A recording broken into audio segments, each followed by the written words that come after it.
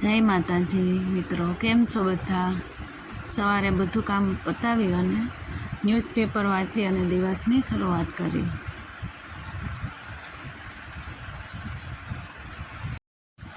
ત્યારબાદ મારું બીજું રૂટીન આવે છે મારા વેટ લોસ ડ્રિંક માટેનું.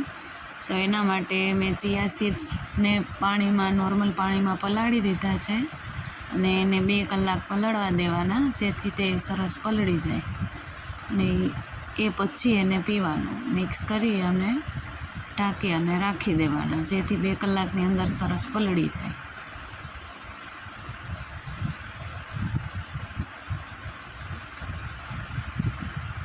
ત્યારબાદ કાવ્યાબેનને સ્કૂલે જવાનું છે, એટલે એના માટે એનો નાસ્તો રેડી કરી દીધો. કાવ્યાબેનનો ફેવરિટ નાસ્તો છે ટમેટા સોસ સાથે રોટલી, એટલે એના એક્સપ્રેશન જુઓ તમે. મનગમતો નાસ્તો. 2 કલાક થઈ ગઈ, જેથી આપણા ચિયા સીડ્સ છે એ સરસ પલળી અને રેડી થઈ ગયા છે. એટલે હવે એમાં આપણે પાછું પાણી એડ કરવાનું, ઠંડુ પાણી, થોડો લીંબુનો રસ અને સિંધાનું મીઠું, અથવા તો તમે સંચળ પણ નાખી શકો, જેથી કરીને એનો ટેસ્ટ પીવામાં બહુ સારો લાગે.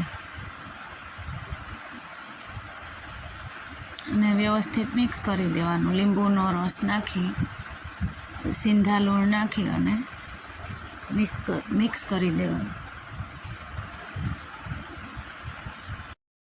ત્યારબાદ આજે બપોરે જમવામાં મેં બનાવ્યા હતા વડાપાઉં, લીલી અને લાલ ચટણી સાથે. તેનો વિડીયો પણ તમે મારી આઈડીમાં જોઈ શકશો. તો હાલો બધા બપોરે જમવા. ગ્રીન ચટણી અને લાલ ચટણી કઈ રીતે બનાવવી તે વિડીયોમાં છે જ, તમે પૂરો વિડીયો જોઈ શકશો મારી યુટ્યુબ ચેનલમાં.